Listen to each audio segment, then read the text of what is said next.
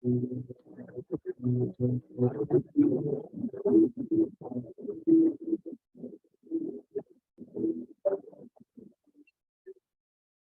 good afternoon, everyone. Welcome to the last session of the day. There's a little bit of confusion about the dinner. Apparently at a rogue 7:30, as appeared in the program somewhere, it's 7 o'clock at the Old Fruit Market, 7 o'clock for drinks, 7:30 to be sat for dinner, okay? That's all I have to say. Over to you, Ray. Okay, can you hear me all right? You can. All right, great. Thank you very much, Matthew, for the opportunity to do this session. As you've already seen in the program, this is a SERVCollab session, and I'm Ray Fisk over there on the far side of the screen. I'm going to be the commentator. I'm going to make a few quick comments, and we're mostly going to be featuring each of the speakers. So in addition to me live in the room, we also have Imjad here, who's also going to be live in the room. The others will be on video one at a time. We're going to try to keep each part to about 20 minutes as we do them so that we've got time for some interaction from the audience and commentary from you. But first, a quick bit of commentary from me. And it starts with a thought experiment. Imagine if your trip here wasn't what you did as a colleague in a service community coming to this conference, but instead, imagine if your trip was as a refugee, forced to flee the country you left from, forced to leave on whatever transportation you could take, forced to carry whatever you could carry in two hands, with an uncertain future and not being sure where you were going to be. Imagine if that was your trip. But imagine if you were also a service researcher who was making that trip. Because what we're hoping you will do from this conference and this session specifically on refugees is try to imagine how our service research community could do research that not only helps customers or corporations or some of those other things we've been researching, but also refugees, because they're humans too. And they actually have some rather unique needs, as we're going to hear. So I won't try to get into that. We'll let them share that, because I think they can do a better job than I can. But a few other quick things, since Steve Argo mentioned Lynn Shostak's Breaking Free from Product Marketing in 1977. I was a doctoral student in 1977, and that was in the first issue of the Journal of Marketing. I've been in the service field for 45 years. And professor for 42. I am leaving Texas State as a professor to lead SERVCollab because I decided it was time. It was time for me to devote my energies to SERVCollab. And you may already have figured out that I started SERVSIG 29 years ago, and I started this conference with Lee and Glenn, who's no longer living. He passed away in 2000, but this conference started in 99, so this conference has been around for a long time too. And now SERVCollab. Now you need to understand that SERVCollab is not competing with SERVSIG. So why would I do that? SERVSIG is an organization, it's an association. SERVCollab is a human services charitable organization. So we're working together with SERVSIG first because why not? But we're also working with many others. And now I need to acknowledge first Matthew's help for putting this together and working with us so eagerly. And this is not the first time refugees have been featured at a SERVSIG conference. That photo up there on the right was when I accidentally became a speaker about refugees in Maastricht in 2016. I substituted for Ruth Bolton, and that was taken at that photo. I kind of like that photo. It's because I was accidentally talking about refugees, and I found it something I should have been talking about. So here we are 6 years later from that, from 2016.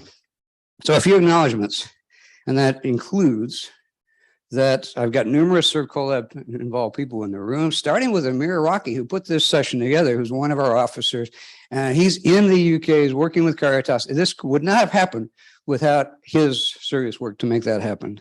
Then I need to mention Radula. Radula, where are you at the moment? There she is. Radula has been our communications officer from the earliest days with SERVCollab and sharing all those news items across our social media.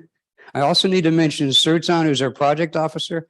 And right next to Sertan is Silky Bonique, and she and Sertan and I led the first refugee project we did in SERVCollab. And we created a refugee experience framework. But I've also got other people in the room I should not forget to mention, like Kareem, who is our technology officer, and Christina. Where are you, Christina Heinen? She's here somewhere, I think, maybe. Well, Christina is here somewhere at the conference, and Werner Kunz is here somewhere. They're both hiding from me today. Okay. All right. With that, let me stop and let me let it move to our speakers because they each have something different to share. We're going to start with Mark Wiggins. I'm going to move over here so I can see the slides with you too. And I'll comment in between maybe. We do want the audience questions or interaction, but we'll try to keep it each of them to about 20 minutes just for practical purposes. So I won't try to say anything beyond who they are. You've got that on the slide in front of us. The program has more, but anything else they can share with us versus what's already on the program itself in the interest of time. So with that, let me see if we can get Mark Wiggins up on the screen for us. That's fine right there.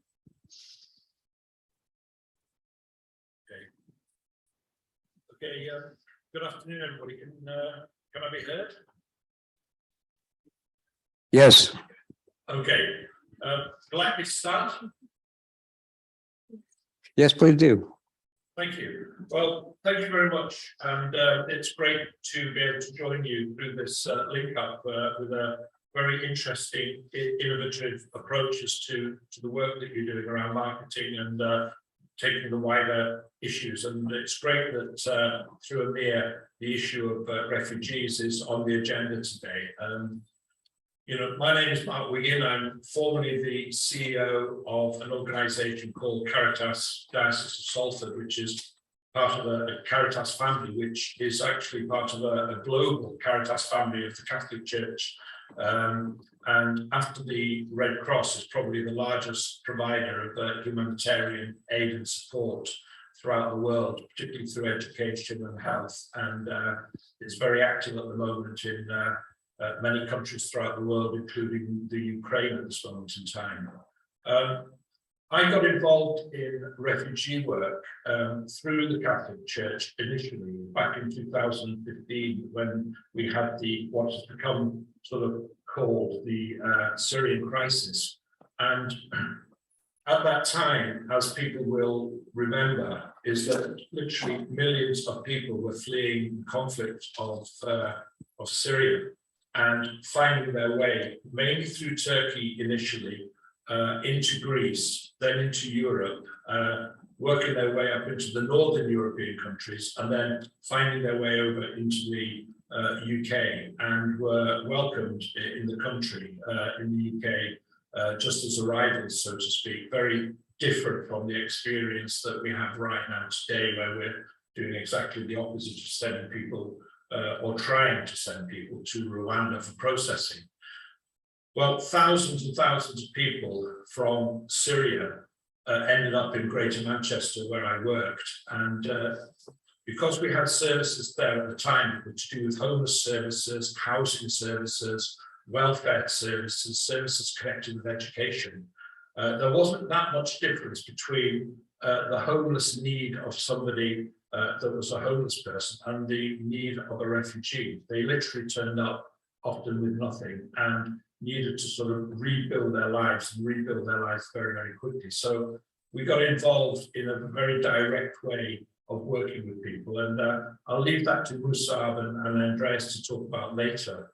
But what I wanted to focus on was the fact that in 2015, unbeknown to anybody in the Home Office, at a party political conference down in, I think it was either Bournemouth or Brighton, Theresa May at the time announced the fact that they were going to introduce a scheme called the Community Sponsorship Scheme. Nobody knew what it was, but it turns out that community sponsorship was a major service provider in Canada. And it goes back to the time of the boat people from Vietnam, when literally thousands of people were looking to, particularly looking to the United States and Canada for refuge.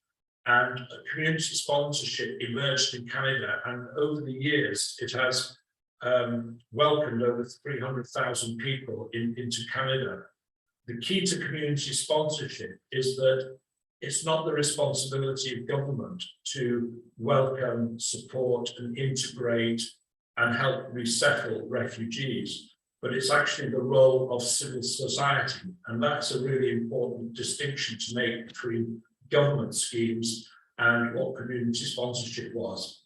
So community sponsorship as a direct involvement of ordinary people in their communities to actually organize and welcome and bring refugees into this country through safe and legal routes was something that was very attractive to our organization. And by chance, and it was literally by chance, I think we were one of the first charities in the UK to apply under that scheme to bring in a refugee family from Syria in this case. So in 2016, we applied to the Home Office.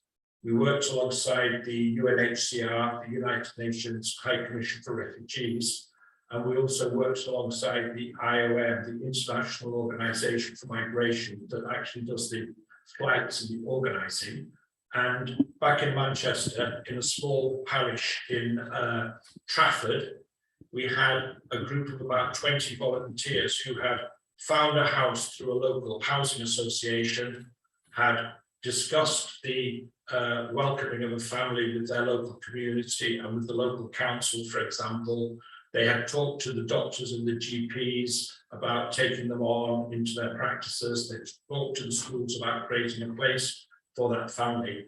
And they then went about meeting that family at the airport at Manchester, bringing them back to the house that they had found for them, and the local authority welcomed them, etc. But the responsibility, and this is the key thing about community sponsorship, the responsibility fell on that local community to take responsibility for the welcoming and the support and the inclusion of that family into a permanent resettlement arrangement, so to speak, for that family. So it really was important that the community took that responsibility. And that became known as community sponsorship. And the UK was the first sort of country outside of Canada to sort of adopt that scheme. Now, it's a very small scheme, and to date in this country, only 600 families or 600 individuals have been welcomed through that scheme, but it has a great potential to be developed and grown. And this is one of the big challenges that we now face, is that we've got enough experience about how the scheme works. We've involved many other organisations, and they've got involved in it as well. Mainly faith-based organisations, I have to say, with the exception of Citizens UK, which has been very successful in engaging communities in this particular scheme. But outside of the government scheme, it's the only legal and safe pathway for refugees that is recognised to come into this country. And the very attractive thing about the scheme is that it has a thing called additionality alongside it, which means that no matter what the numbers that the government dictates to put a cap on the number of refugees that they will bring in through their own routes, like the schemes that they've had for the Syrians, the Afghans, and then the British passport holders from Hong Kong. This scheme has an additionality in it, which means that there's no limit to what the community and what civil society can actually bring in to this country of refugees. So it's got a fantastic potential that is largely unrealized. And the reasons it's unrealized is because, first of all, not enough people know about it. Secondly, there are bureaucratic complexities, so you've got to be quite determined to do it. And thirdly, you've got to be quite organized in order to do it and register yourself either as a charity or come under the umbrella of a charity. So it has complexities that have sort of slowed it down. But I wanted to share that scheme with everybody today, because I think it's a unique scheme that is beginning to gain traction in other parts of Europe. So, for example, in Ireland, that scheme has recently been adopted. In Germany, the scheme has been adopted. Italy, France, and parts of Spain, the Basque country, for example, have taken the scheme forward.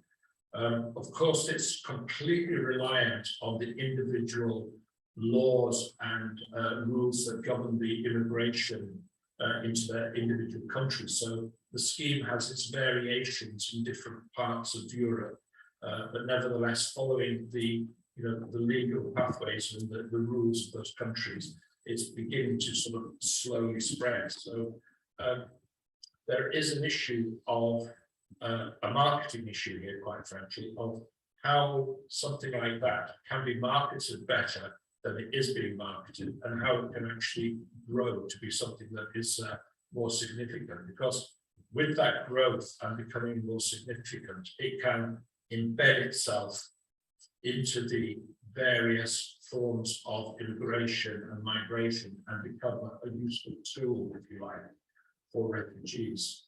One of the things that I'd like to sort of contrast that very small scheme with, and its potential for growth as a legal and safe pathway for refugees, is to say that actually on a global scale, there is estimated by the United Nations High Commission for Refugees, the last time I looked at their 2021 report, there's over 80 million displaced people around the world, of which the vast majority of them were being hosted in what I would have called it, perhaps, using the wrong language, a developing country or a southern country, or a country that economically had nothing like the powerhouse that we would find in Western Europe, for example. So the most welcoming countries in the world are enabling countries of conflict in Iraq, Iran, Jordan, Lebanon, etc., where the vast majority of those refugees are.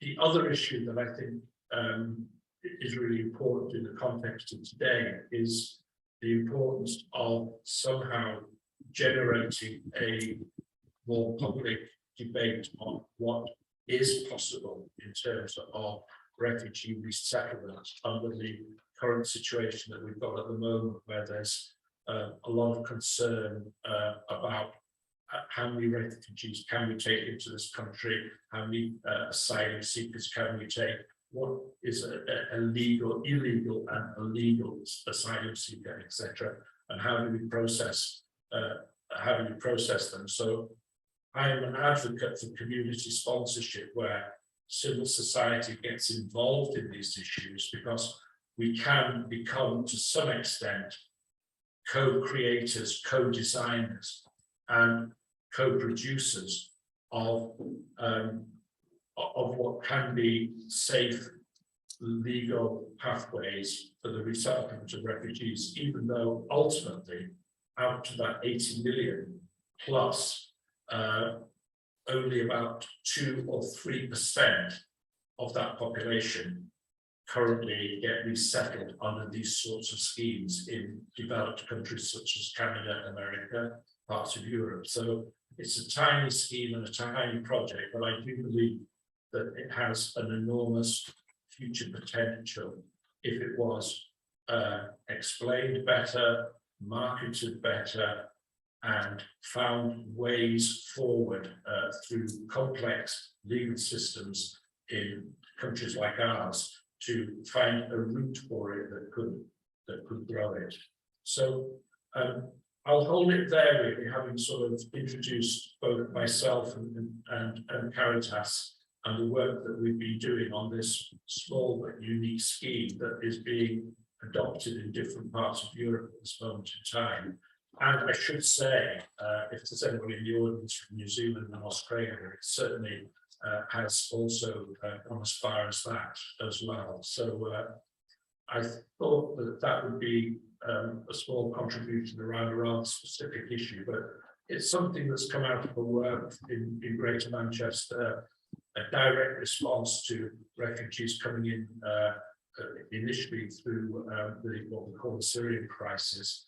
And it's been a response that we've been able to develop and grow, but not grow to a significant point. So I could hold it there if that's okay. Yes, thank you, Mark. We have just a little bit of time for a question, maybe two. So I think we've got microphones to, maybe we don't have a mic. Here we have the lady with the microphones. So any questions from the audience, or I think we might have people online.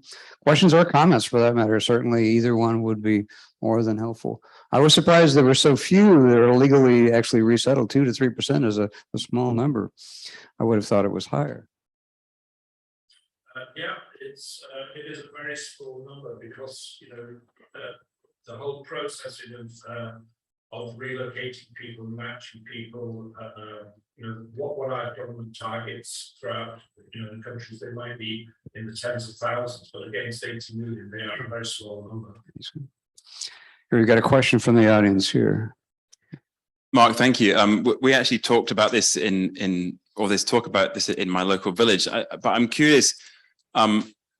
You talked about this being a marketing issue. So is it about raising awareness, or is it about reducing the maybe sense of risk associated with it? What would you say are the other kind of key elements to the marketing problem that need to be solved? Yeah, thank you. I think the first thing is about it is an issue of communicating and letting people know that it's out there as a good scheme that people can take up. And as you just said, you're from a village. Many villages actually and village communities have taken up this scheme once they know about it. So I would say that if I was comparing the bureaucracy and the complexities of doing it versus actually knowing that it's there, I'd say the first thing is for people to know that it's there, because most communities are very creative and can solve problems quite easily themselves. And I've got a great amount of skills that they can call upon within their local community. So I see the issues as primarily about marketing and communicating the fact that this brilliant scheme exists. All right, great. And maybe one more question. We don't have much more time. So yes, right over there, Josina. Thanks, Mark. I'm wondering if you see any unintended consequences to a scheme like this in relation to government responsibility. So if we're shifting to asking families, communities, religious institutions to take on this role, might there be any implications in terms of lack of resources put forward to some of the more widespread institutionalized programs that are actually getting in the way of refugees supports that then are being scraped together, or the kind of white savior complex that could come into play in communities trying to play the hero role? Anything that you see from being a part of this? Yeah, well, thank you. I think you've hit the nail on the head really with what you just said there, because there are issues there that you've highlighted, and one of those issues is that there is a sort of is this the government doing things on the cheap, passing things over to the responsibility of civil society, and then turning around to civil society and the community saying, well, we gave you the opportunity, you didn't do anything. The other issue, I think, is that there's great need around in the community, and anybody that's living in a city where they're encountering sort of people that are asylum seekers, that are almost some of them facing destitution, to compare them to some of these sort of schemes that seem to be sort of like a gold-plated scheme in comparison. Even within the community of refugees, there's sort of slight controversy over these things, but I think you're right there that we've got to present this in a way that doesn't sort of polarize the situation, doesn't polarize people either, and creates an opportunity for people to do what's a very ordinary and human thing, responding to the need of somebody else. So, but I think the points that you make are ones that we do take into consideration, and we are concerned about as well.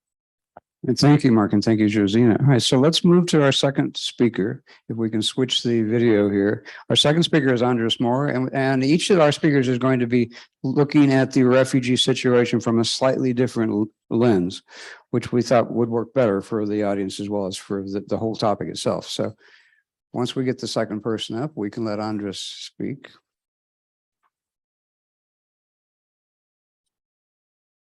There we go. Okay, so go ahead. You can hear me? Yes, go ahead. How about now? You see me there? How? Yes, we can. Great. Thanks for having me today. My name is Andres. I'm the project manager one of Caritas's projects, Fire. And this particular project focuses on supporting asylum seeking refugees with their higher education and their career aspirations. Now, just as a bit of a background of the project itself, it started in 2016 and was largely in response to the growing number of Syrian civilian refugees that were destitute in one of the emergency accommodations that Caritas ran in Manchester. At the time, in 2016, we were working with all such individuals in our emergency accommodation. It's since grown to a position where we have 150 students that we work with on a yearly basis, and 70 of which progress on into higher education training. It's really been a privilege for myself over these 6 years to see all of that progress, to see a lot of our learners become doctors, become engineers, and really pursue their aspirations that were halted from the university, and when they had to abruptly leave their careers, their identities, and their families from back home. Now, I think one of the reasons why our services had such an impact is because of that aforementioned aspirational nature. And I think that that's something that is a bit of a deficit in a lot of the services that are presently on offer for asylum seekers and refugees. So unfortunately, what we've noticed is that we see a lot of our learners and refugees in the community go on into low wage, low secure, and low skilled jobs. And there can be a lot of sort of factors behind this. Some of the sort of key reasons that I wanted to discuss about, one was government policy and practices. So what I mean by that is we find that the job centre, which is the employment agency for people who aren't presently working, a lot of refugees who are in receipt of benefits are very much pressured to get the first job that arises. That's often jobs, for example, in Amazon warehouse, and jobs which do not utilize their existing skills. Now, what we found, which was quite troubling, is that a lot of individuals, even when they haven't truly mastered the English language and they're at a pre-intermediate level, they will be told by their job advisor they're ready for the job market. They don't need to focus on English, even though the general standard and expectation for all other residents in the UK is to be educated up until level 2, the GCSE level. So we're talking about a discrepancy between about 4 or 5 years of English competency. And that sort of leads on to the second factor that I want to talk about, which is language. There's a huge shortage of ESOL classes, English classes, second language, for asylum seekers and refugees, both in Manchester and nationwide. So what we find is that a lot of individuals might be waiting up to 6 months, more likely a year, before they can actually start class. And importantly, those classes, even if somebody is lucky and they have quite an encouraging job advisor, the colleges only offer up until about level 1, level 2 standing of English, which is below what's needed to actually go on to university. Secondly, I would say that there's a lack of information, advice, and guidance for higher education careers. Going on into university, into undergraduate and postgraduate courses can be quite complicated. Passes, scholarships, and so forth. And there isn't really a sufficient provision of that. So a lot of people don't even quite know what avenues are available to them. And I think that is also applicable for the sector of careers. You might have somebody who was an engineer back home in Syria or Sudan for 10 years, but they don't know how they can convert the qualifications, what it's equivalent to, what accrediting bodies that they need to register with, are there any apprenticeship schemes, so forth. This is all an area where there's an absence of information. Finally, I would say financial barriers is always another challenge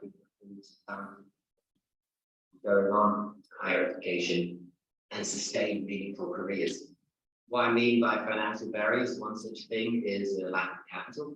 So, you know, if somebody is going to do an undergraduate, a master's, and postgraduate course, you need financial backing behind that. You can take loans and so forth, but it's very difficult to manage the studies whilst taking on part-time jobs and not having security of the social network, family, of other individuals who have in the UK. Then there's obviously commitments that people have, understandably, to the families back home, and commitments and obligations to support families who are in refugee camps, for example, And that often compels people who are in the UK to get whatever job that they can to work on time, that they can spend with payments back. It's a very sort of human, understandable, natural need that individuals are faced with. So these are some of the barriers. How we've tried to address this and run our own aspirational model of integration is through several means. Firstly, it's education. So we offer up to 60 hours of language tuition on a weekly basis. That's taught by professional teachers, and importantly, it starts at the beginning of pre-entry and goes all the way up until IELTS, which is the language requirement that's needed to get into undergraduate and postgraduate courses. Just as important is the fact that we offer qualifications like the IELTS and functional skills that are needed to accredit that study, that are needed to then go on to do postgraduate courses.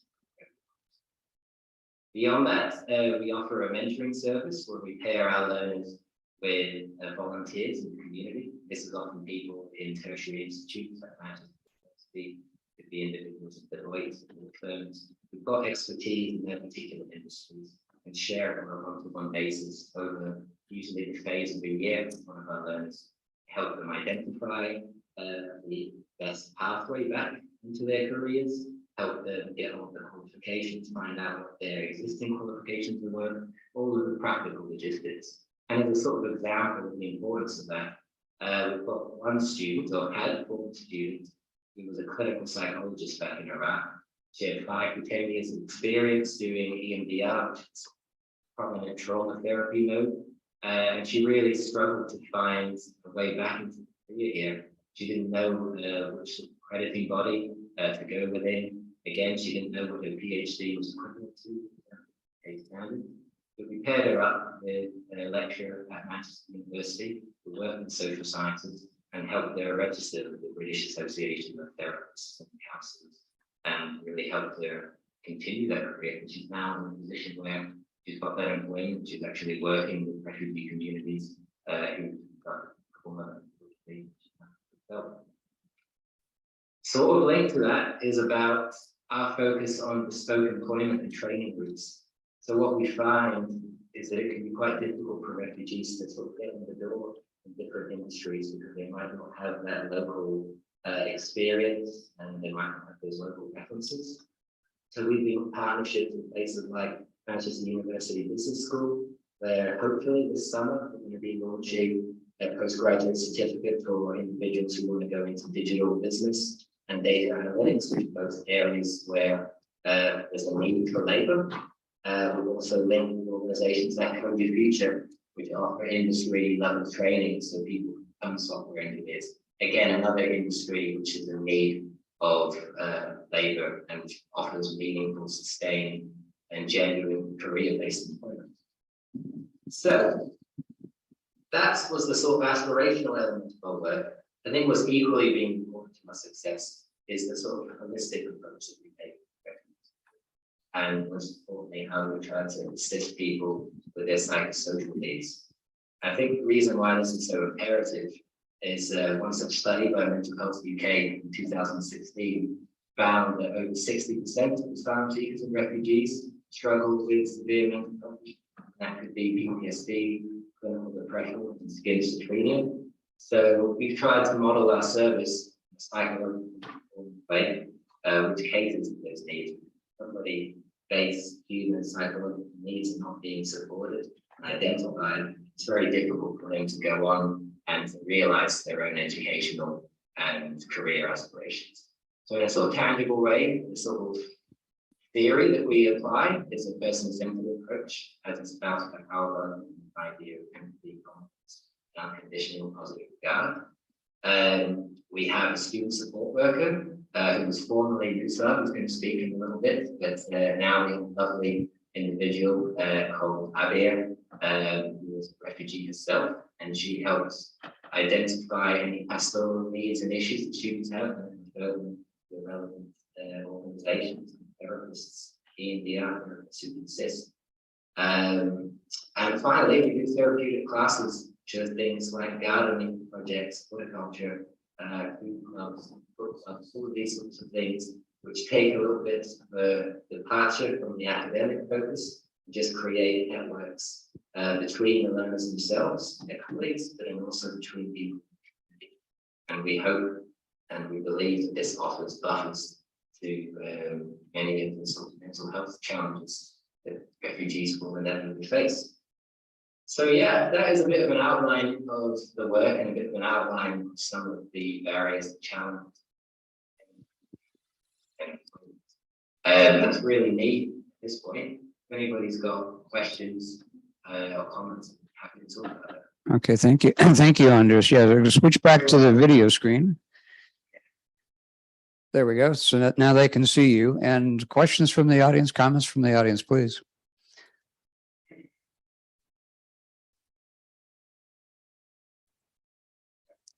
Yes, yes. Andres, thank you for giving us, some insights about the project. I was just wondering, what do you think the role of, let's say, technology as a facilitator to some of the problems could be, and maybe facilitating, but even maybe progressing towards newer frontiers in, kind of alleviating some of the problems that refugees have. I mean, you mentioned stuff like well-being, and through my head was, do you have enough support to, to give to these refugees long-term? And I was wondering whether, you think that technology could play a role in helping out. That's a wonderful question. One of maybe the only positive thing that came from COVID was our acknowledgement of the role that technology plays. So in 2020, as we got the year, we had to move everything online, and we had to embrace technology. And there were some challenges with that, some teething problems. But we also found the way to help bring in services. And usually a lot of refugee services that are out there are in big cities like that. Bring that to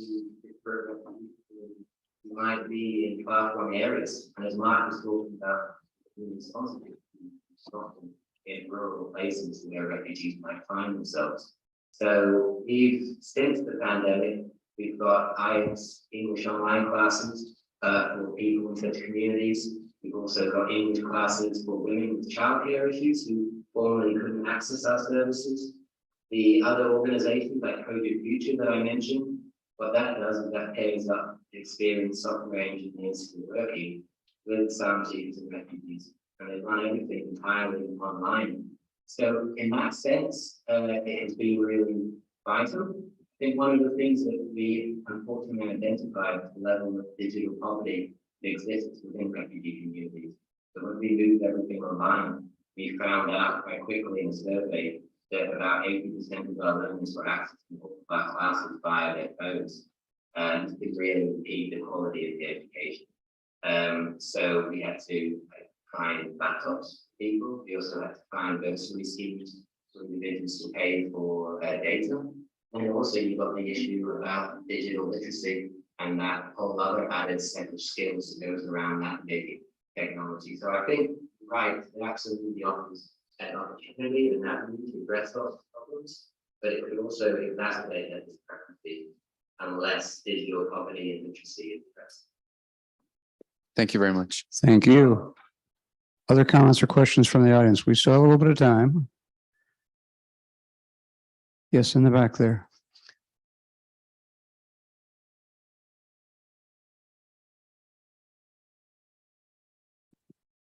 Thank you.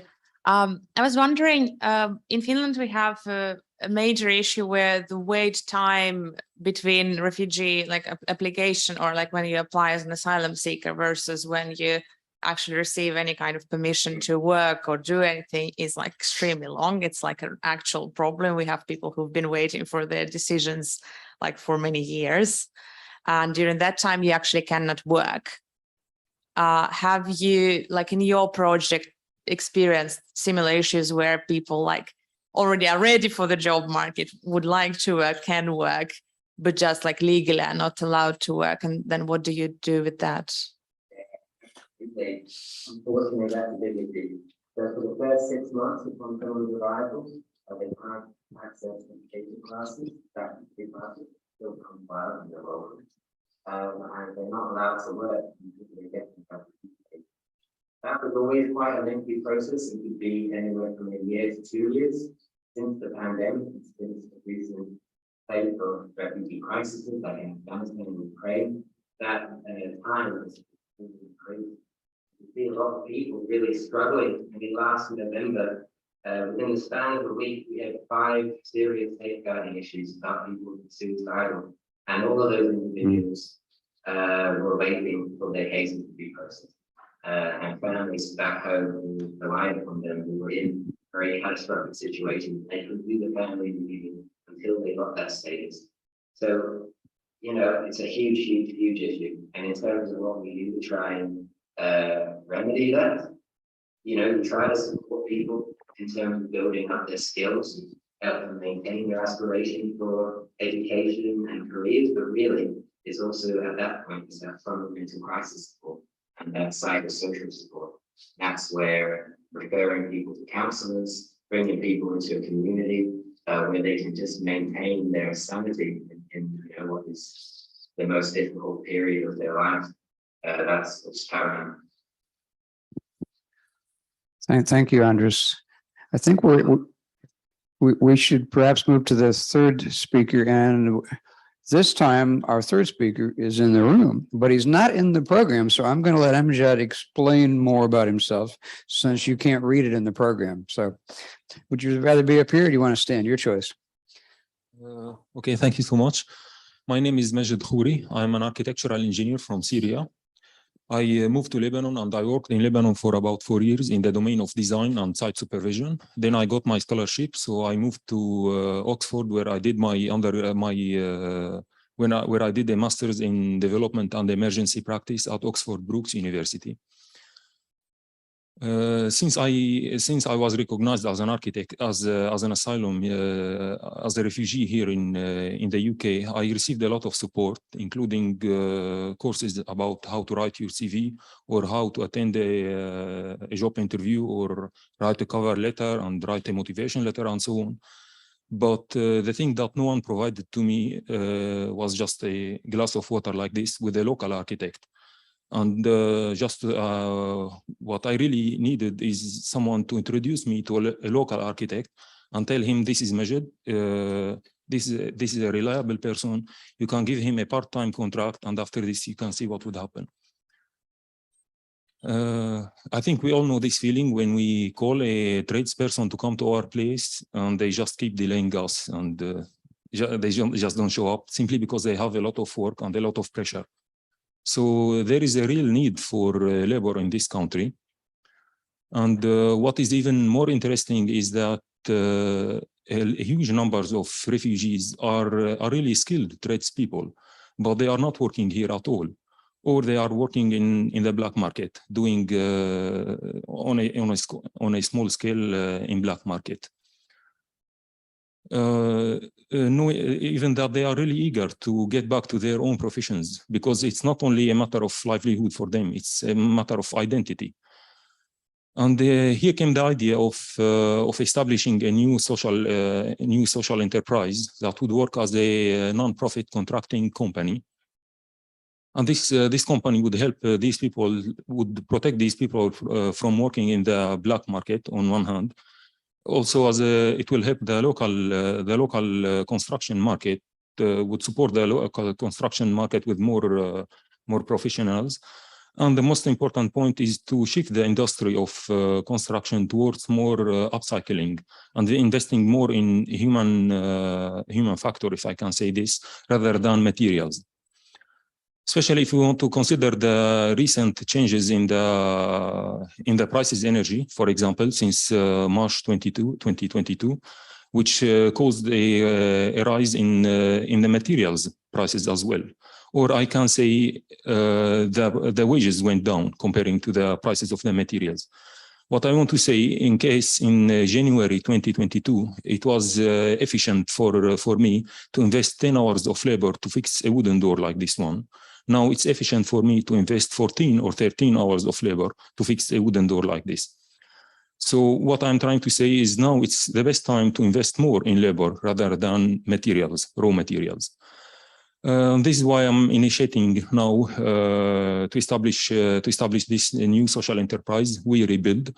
If I want to speak a little bit about this social enterprise, we can imagine a three-dimensional atmosphere where our beneficiaries would find this atmosphere as a supportive atmosphere for them to match their skills with the local standards, because many of them, they can be skilled tradespeople, but in another country, they still need to work here a little bit to match their standards, to match their skills.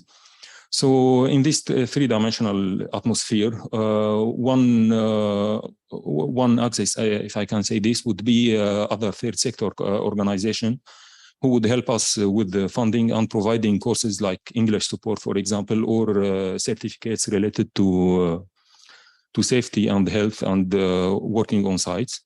Also on this axis, we can find private sector as well, for example, private contracting companies who would help us also financially. To be clear, private contracting companies with social social purposes as well, or values.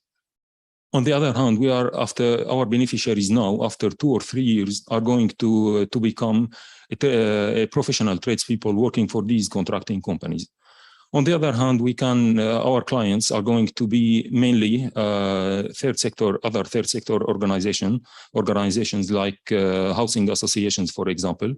They are going to assign us their real estates or their buildings, and we are going to work on renovating or fixing these properties.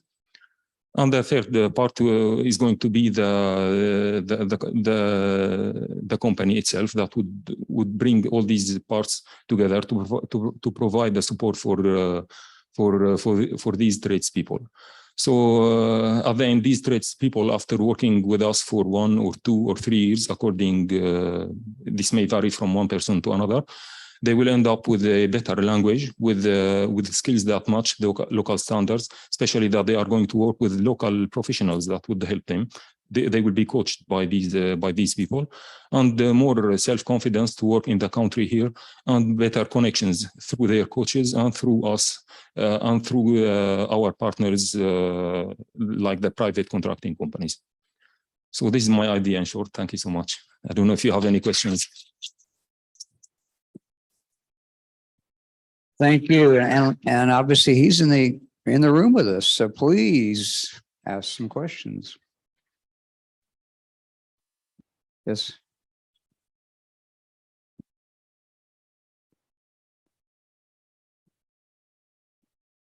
Thank you so much for sharing your story. On a personal note, my father he's a Palestinian, and he fled from Jerusalem when he was around beginning of his 20s. Back in the days, he was a lecturer at the university, and he could not conduct basically his working activities in Jerusalem.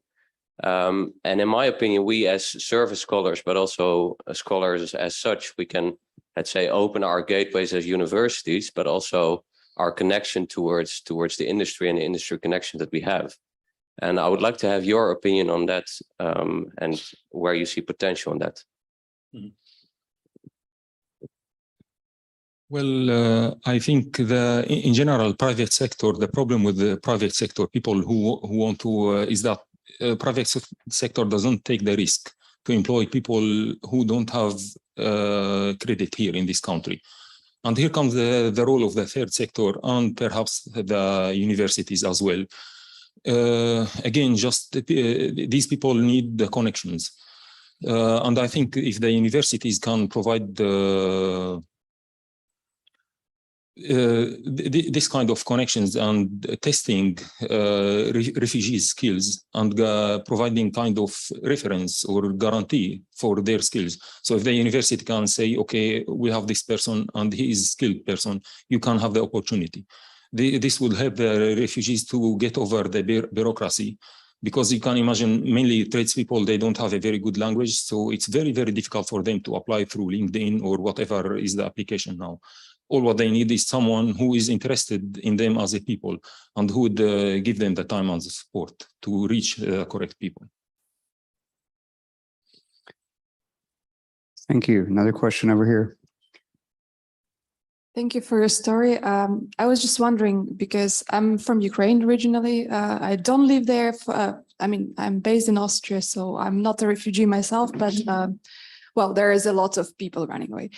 So I was wondering, from your point of view, what is the role of the, I call it the community, the local, the national community that lives abroad? Because what I've been observing in the case of our issue, yeah, is that a lot of support in terms of creating connections, opening doors to entering the market on different levels, education, work, happens through the people, through the nationals, so Ukrainians living abroad. And the Ukrainian community abroad works or approaches, in my case, Austrian government. And then in this case, this mechanism works much faster, because you have people who are fully or strongly integrated in the society, in this case, Austria, yeah, that know the rules, but also can empathize with the incoming. So from your experience, what is the role of the community? Okay. Yeah. From my experience, I'm afraid this is not a positive role. What I realized that when here I'm speaking about tradespeople related to construction in general, when they are relying on other nationals or national citizens who are based here or who moved here a few years ago, they are ending up in a small bubble. And you can see, mainly it's related to black market, by the way. And you can see them after 10 or 15 years, they are still stuck in this small bubble that is related to their own community. But I think we need to help them to get out of this bubble, mainly to put them in contact with other people and with the larger contracting firms, or to help them to establish their own firms as well. Thank you. Just to follow up, I understand this like bubbling, it's an issue, but could these people serve as a bridge? So could your community serve as would you see it being able to serve as a bridge with the official companies, official universities? Because that's, for instance, what I've been observing happening. Yeah, they're opening positions at the universities, but yes, it's a goodwill of people working there, but also it's a pressure from the community bringing up the issue, saying, hey, you know, we need those places. We need to bring the people to the, yeah. Well, this is exactly what I'm trying to do. What I didn't mention, that my family is, we used to work in contractors. My father is a stone builder. And this is why I'm passionate about this thing, especially. And I wanted to help this category of refugees as well. But I couldn't do this my own. And this is why I'm trying to establish this kind of social enterprise.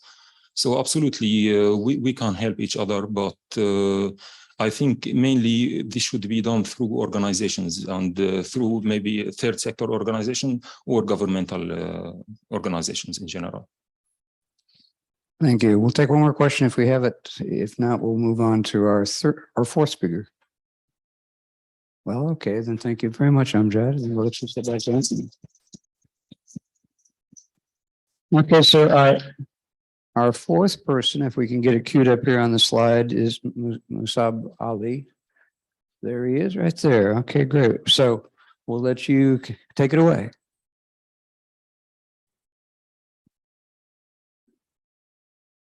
The microphone's not out there. Maybe it'll come back on.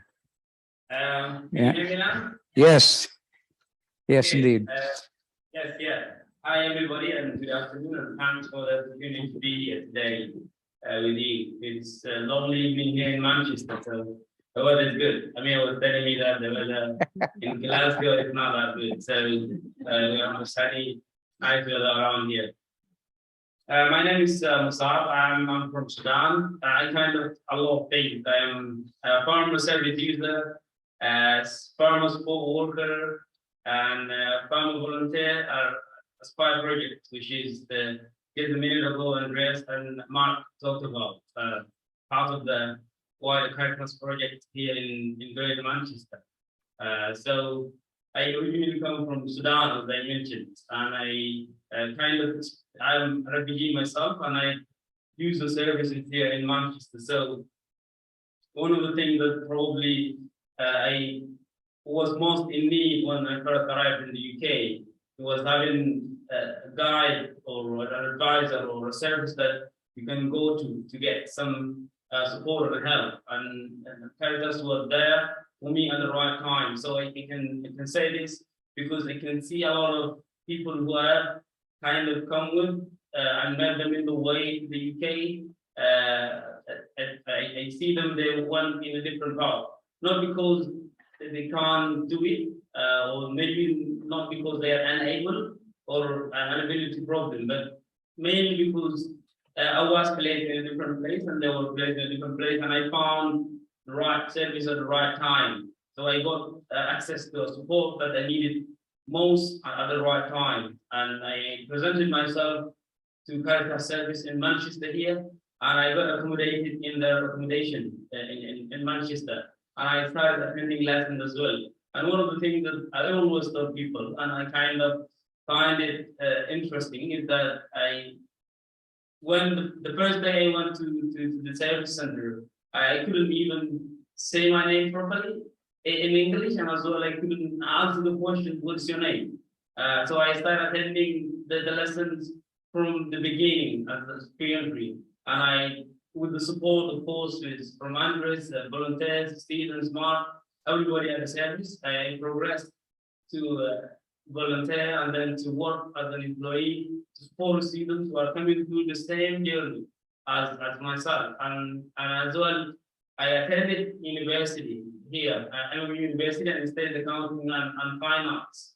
And that as well, I needed this contact and connection to go along the way with me, because I won't be familiar with everything that comes through. So I need support at different times. And as I said earlier, probably refugees are different from different countries, different backgrounds, different experiences, different qualifications, different abilities, but they all have common. They need support and direction to kind of where to go for any specific thing. And I say this because they all know what they want and what they need exactly, but they don't know the directions, and they need somebody or a service to signpost them and provide them with the training or education advice that they needed at the right time. And I think Caritas was there for me when I needed it the most. So I'm kind of grateful as well.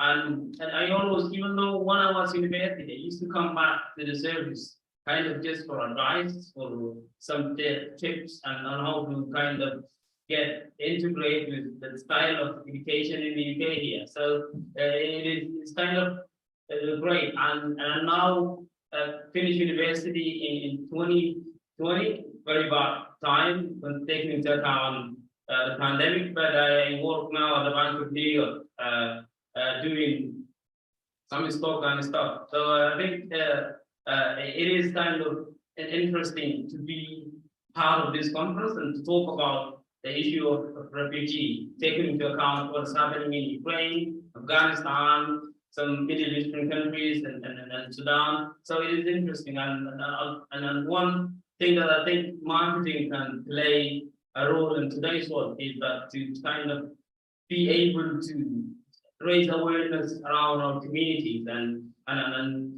signpost refugees to provide services and kind of create and do some marketing around the issues. And I think that's kind of a way that people probably need to go through it. One last thing probably is going to be important for every refugee, whether here in the UK or around everywhere in the world. They need the right support and kind of the services that are available to them they can go to when they arrive in the country that they are going to. I'm pretty sure that you all kind of know refugees and asylum seekers. They've come through some difficult journeys to arrive at their destination or to flee the home country they're fleeing to.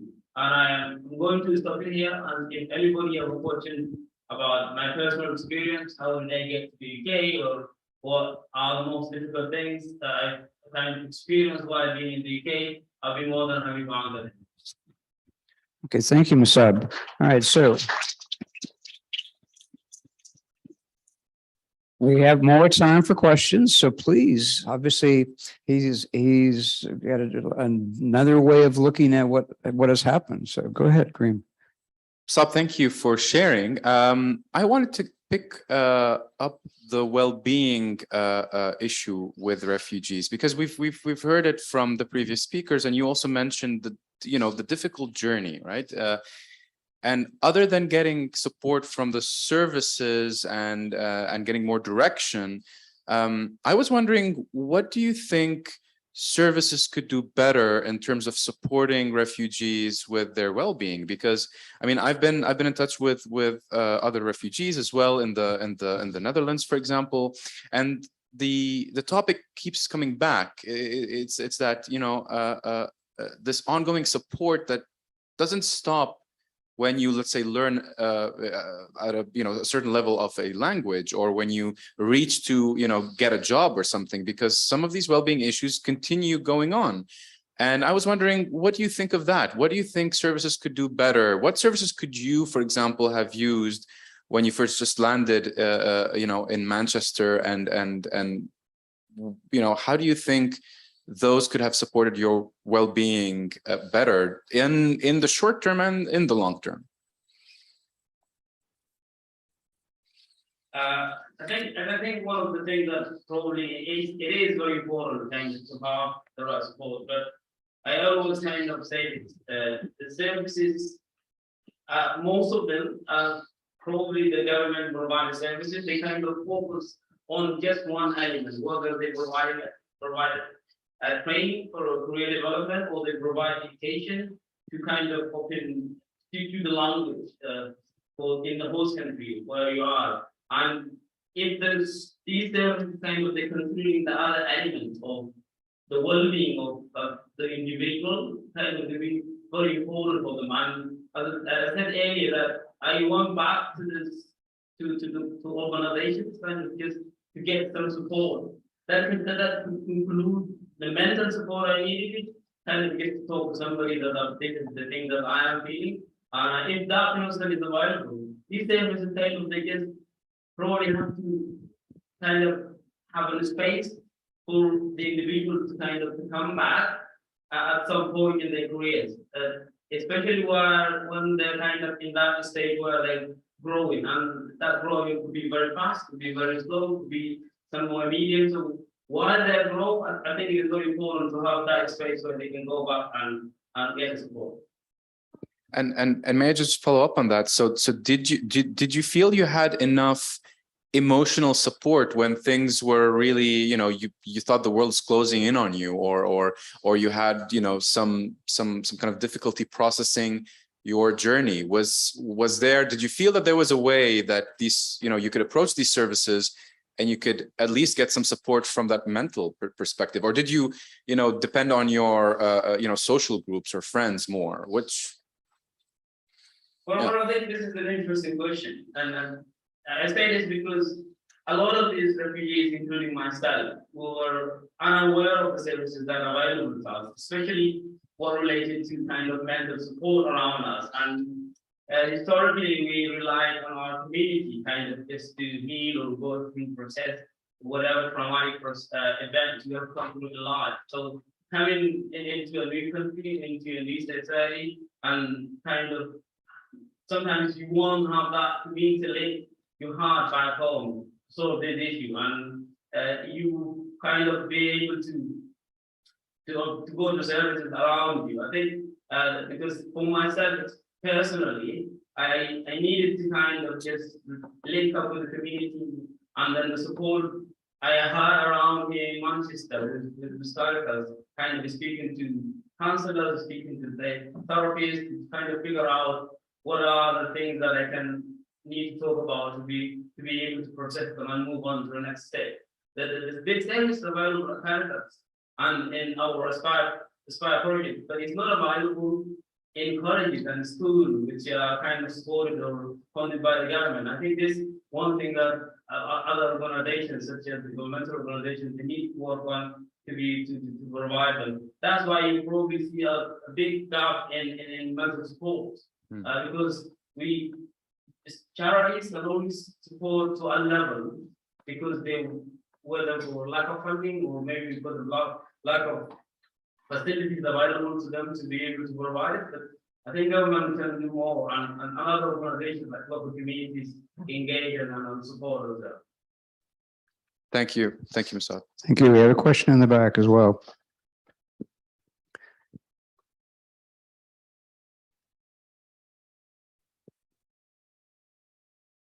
Thank you. I was wondering, when the way you described you participating in these services and asking for help, it seems like you've been quite proactive with that and was ready to reap, to get the support you needed.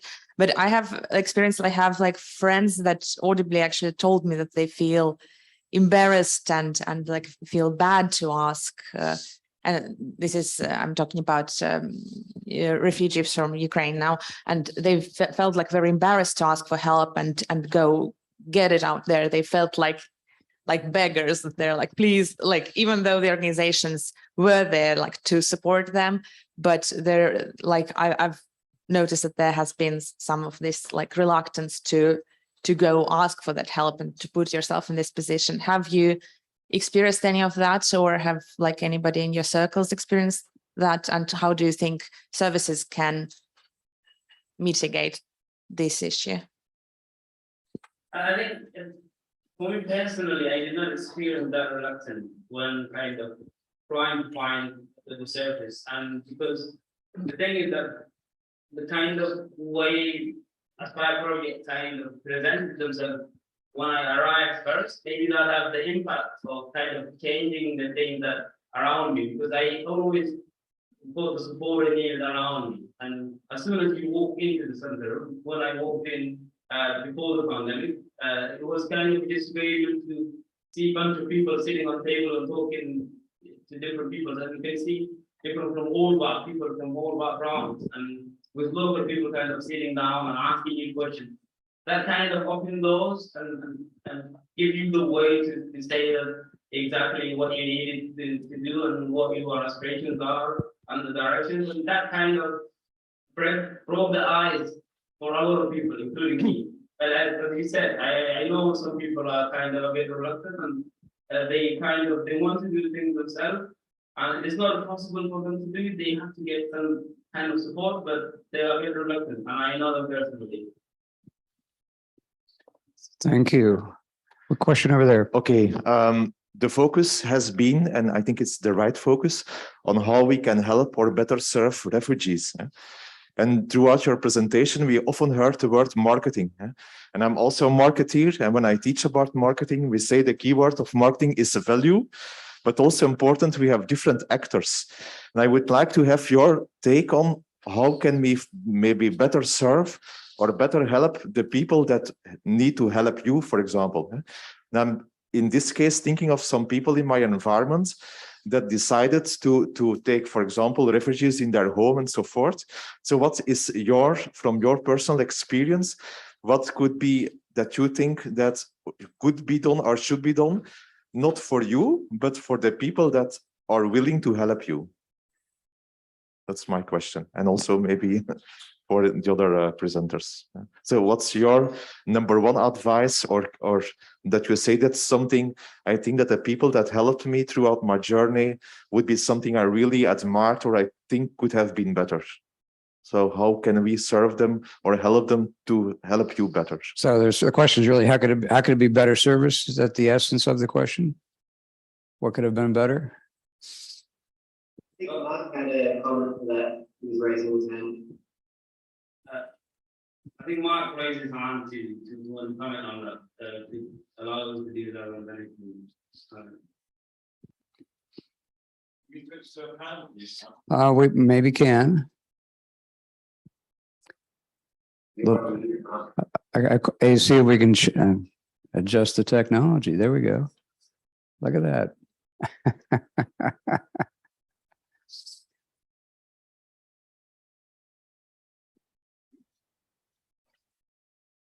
He's still working back there. Before we finish today, I'm going to have Marek from Poland speak briefly about his experience with Ukrainian refugees in Poland, because of course, Poland is next door to Ukraine. So we'll get to that as soon as we finish here. So are we done on that side? Is it? I thought he was going to switch to Mark, but maybe I misunderstood what was happening. Okay, there he is. Okay, good. I was a little worried.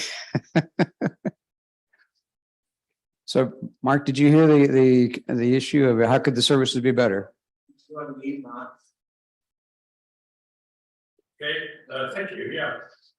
Well, part of the question that I'd like to offer a thought to is that, you know, it's absolutely fantastic the number of people that are looking after their fellow country people, opening their houses to people, such as the current situation in Ukraine.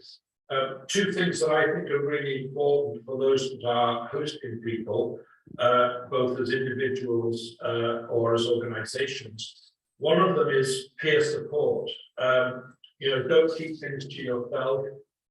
Find other people that are doing similar work and look for that peer support so that you can share issues, share concerns, look for solutions together and not just on your own. So I think peer support is a really important thing. The second thing I think is really important is to look at things not just as individuals that are being altruistic and reaching out to people, which is absolutely important, but to look for the safety nets that both the local authorities, but in particular the charities and voluntary organizations can offer. And they are the ones that I think are really important in the support and resettlement of refugees, are those organizations that can provide the safety net that underpin the altruistic and good works of individuals. So I would say to any individual that was reaching out, particularly at this moment, to families from Ukraine, etc., is to identify and find local support groups and identify other organizations and charities and become part of that so that you don't become isolated in a very altruistic, a very good situation. Thank you. Thank you. Okay, well, let's try to wrap this up. And thank you, Mark. Thank you, Andres. Thank you, Amjad, and thank you, Musab, for your comments. We really appreciate your willingness to help us with this so that we can think harder about something that is not easy for us yet, but we're hoping to learn how to do it. But I also want to include Marek. He and I had a conversation earlier today about the situation in Poland. And Marek, if you would tell everyone who you are and then tell us a little bit about what you have observed from nearby. Yeah. So my name is Marek Nusowski and I come from Poland, and we got an ongoing experience with inviting refugees from Ukraine for the past almost 4 months, and it's been 3.5 million people, and that's, yeah, the number says it all. Yeah, but please forgive me, it's gonna be a bit unstructured, but I would like to share 4 points that, in my opinion, are parts of why we succeeded and why was it effective. And I've been providing support both in personal way, but also as a member of a university's foundation board. So it's been organizational. So the first one is what was distinctive and what happened at the beginning. It was mainly bottom-up initiative. So it came from regular people. You saw your neighbors, you saw people you know, colleagues, and they were engaged, and that was somehow created a pressure for the government. But the government they acted a little bit later, so they provided free train tickets for refugees or provided some financial support, but probably, and that's what we discussed, that was when they saw that so many people are engaged and are on board then that was a spark for government to engage both the local one and then the national one. And then the second one, I absolutely agree with Mr. Wiggin that the crucial part is a huge role of local communities and local organizations, and those may be organizations who are not related. You may not think that they will be helping. So of course, like communities like churches, foundations, it may be, I don't know, diver clubs, some kind of farmers clubs. So all the organizations that were gathering people together, they were very effective in spreading information and in providing very quick help. Kindergartens, schools, you name it, all of them. And that was really really important. So in some way, it may not be necessarily important to create organizations which are dedicated to helping people, because from our experience, organizations that already were there, they were effective, yeah? And that's something which is quite important here. Then the third one is the huge role of social media, and so for that one, we started with profiles for support of people from Ukraine, and it had like 10,000 people. Now I think the main one has more than 3 million people. Like, I mean, Polish people who are willing to help, and then all cities have the local ones. And that allows, it's easier to coordinate because of that, and it really helps to tackle real needs. So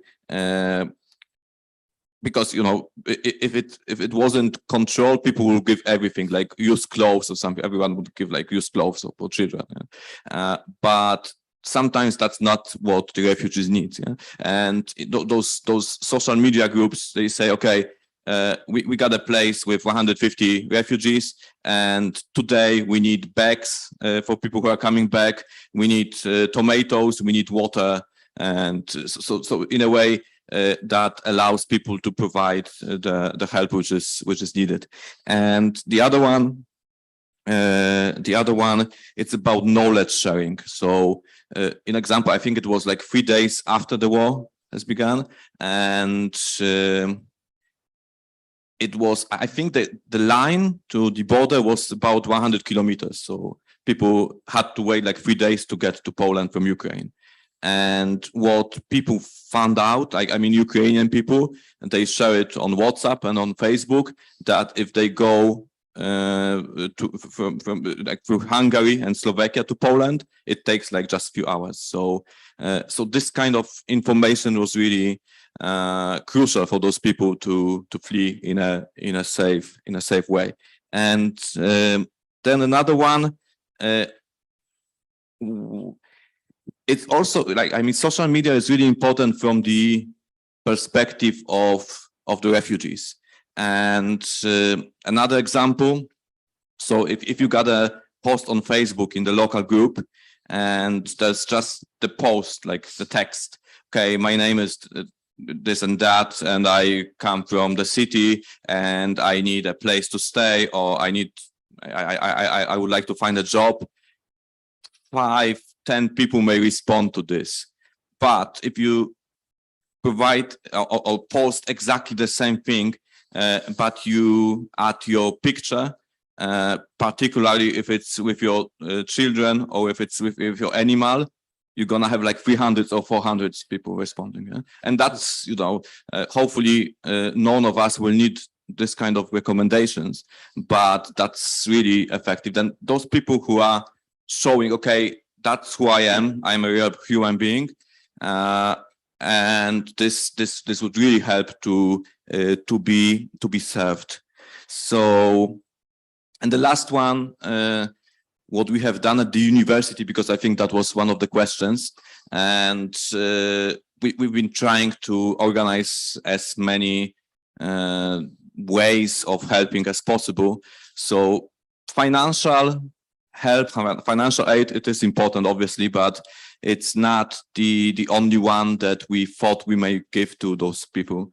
And so first example, university, we got a sports center, and I personally play basketball there, and it was turned into 150 beds dormitory for 3 months. Yeah. So, so that's our university. That's what we have done. And then another one, we were trying to provide help for Ukrainian students and their families. Another one, even little things like showing the support in Ukrainian language on the website. But then another one was strengthening institutional cooperation. So if we got a partner university of Ukraine, we made sure we let them know, okay, we are with us, you can count on us. And that was kind of a giving them feeling of security. And they really appreciate it, even if it means nothing for us, you can tell, it meant a lot for our partners then. And the last one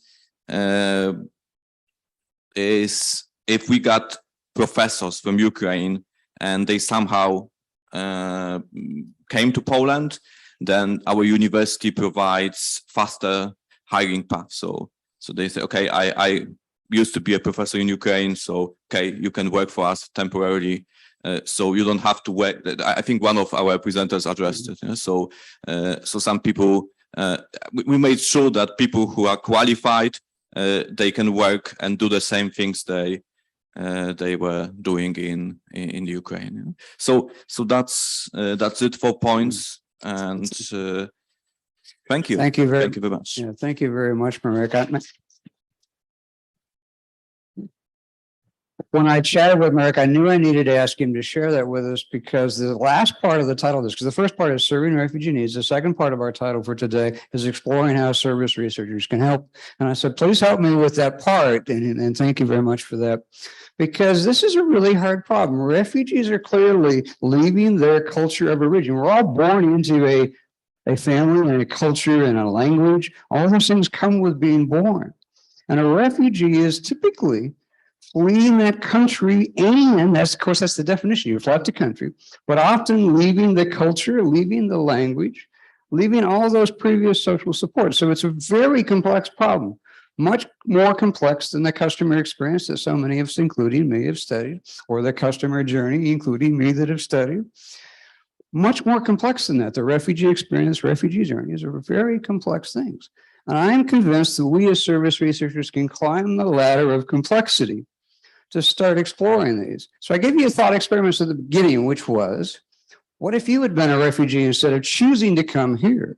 What if you had been forced to come here?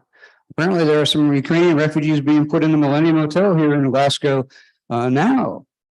And some people get bumped and are not in the Millennium because of some people were forced to come here. So the second thought experiment for you is an even bigger one.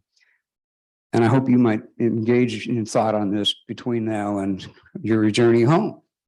What if our service research community looked hard at what we could do? Because Mark mentioned an estimate, 80 million refugees. The United Nations has an estimate of 100 million that they recently published of 100 million. And it's hard to estimate refugees because not everybody wants to admit that they're fleeing, et cetera, or they don't have the time to sign up and say, hey, I'm a refugee. They don't necessarily have the time. So the United Nations estimate is 100 million, and they include in that story that the refugee population in the world is 1% of the world population. 1%. Doesn't that start to worry you if you hear 1% of the human population is a refugee? It worries me because it's the highest number ever. Now, the first time I spoke on refugees in 2016 at the SERVSIG conference in Maastricht, that was the Syrian refugee crisis that was referenced in some of our speakers today, the Syrian refugee crisis. And here we are with the Ukrainian refugee crisis, both war-related crises, but they're climate change issues that are going to cause more refugees. So think back of what happened during COVID. COVID started spreading, and the medical researchers who do vaccination research developed quickly a vaccine, several vaccines that help people like me and others arrive here without feeling quite as nervous about going anywhere, because I was stuck in Texas for 2 whole years, more than 2. I needed some different air. And that's not a joke.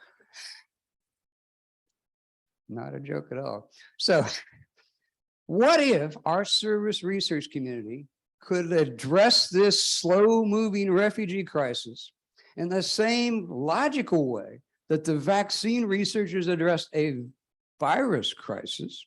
We've got more time, fortunately.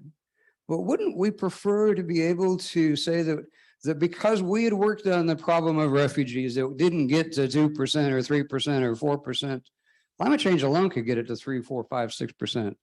It won't get better for planet Earth. With even 1%, it's a serious problem. 1% starts to worry, I think, and should worry most of us.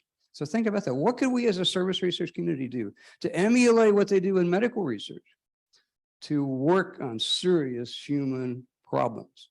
These are failing service systems that are the source of refugees. They are failing service systems, and which is why it's so complex.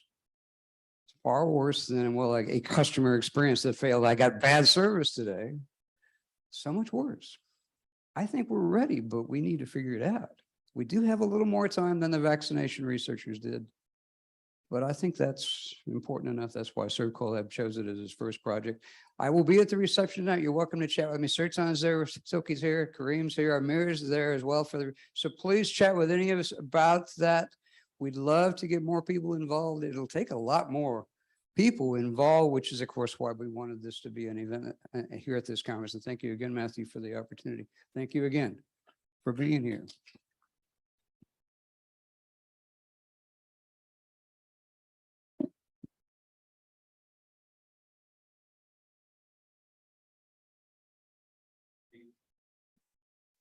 Before we go and get ready for dinner, I think what Ray's doing is maybe what we should have been doing all along. And it's very humbling to have a session like this, but I'm so glad we did. And I just want to thank you for all your work over the years and your support to me at the beginning. I was very nervous, and Ray had a Zoom with Ray, and straight away I thought this is going to be fine.